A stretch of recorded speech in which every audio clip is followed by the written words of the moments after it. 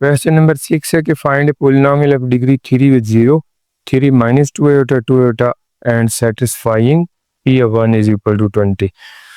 तो इससे पहले ये ना पोलिनोमियल की जर्नल फॉर्म जो है पी ऑफ जेड यानी कि कॉम्प्लेक्स नंबर में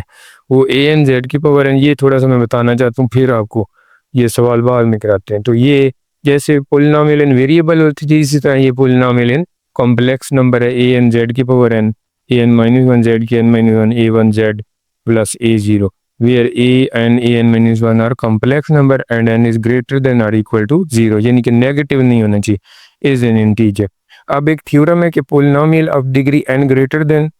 0 हैज एग्जैक्टली n रूट्स, यानी कि अगर उसकी पावर n है तो उसके n रूट, अगर उसकी पावर 3 है तो 3 रूट्स होंगे, 4 है तो 4 रूट, यानी कि जितनी उसकी पावर होगी उतने उसके रूट बनेंगे। ये इसी थ्योरम से यानी कि जितनी किसी की पोलिनोमियल की डिग्री है रूट्स भी उसके उतने ही होते हैं।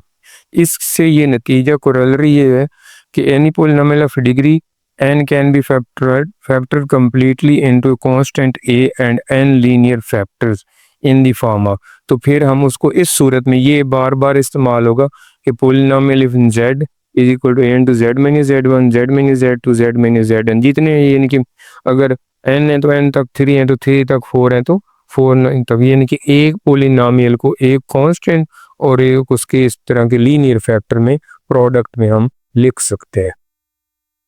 क्वेश्चन नंबर 6 है कि find polynomial of degree 3 with 0, 3 minus 2 iota. ये मैंने पहले कहा कि मैंने पहले ये फार्मूला बताया है कि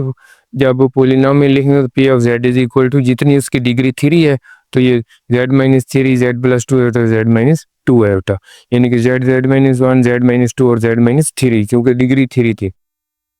तो अब पहले जेड माइनस 3 हो जाएगा, दूसरा जेड प्लस 2 आयोटा, तीसरा जेड माइनस 2 आयोटा। तो ये जेड की बजाय हमने 1 पुट किया है क्योंकि p of 1 is equal to 20, तो ए जेड की बजाय 1 minus 3 1 plus 2 iota 1 minus 2 iota.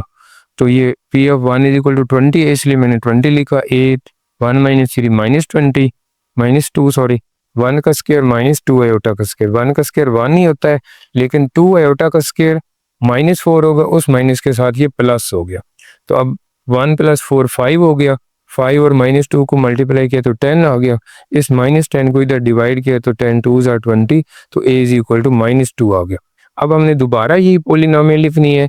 P of z is equal to a into z minus 3 z plus 2 iota z, और a की बजाय माइनस 2, ये a का आंसर हमने निकाल लिया। आगे Z minus 3 z plus 2 iota Z में इसको फिर उसी तरह मल्टीप्लाई कर दो, तो ये 2 आयोटा का स्क्वायर माइनस 2 आयोटा स्क्वायर होना है तो वो प्लस 4 है, 2 का स्क्वायर 4 आयोटा स्क्वायर मनफी 1 और माइनस की वजह से प्लस 4। तो ये जेड माइनस 3 और Z plus 4 Z square plus 4 को मल्टीप्लाई किया पहले तो ये जेड क्यूब बन गया, फिर माइनस 3 जेड स्क्वायर, फिर 4 जेड और फिर माइनस माइनस प्लस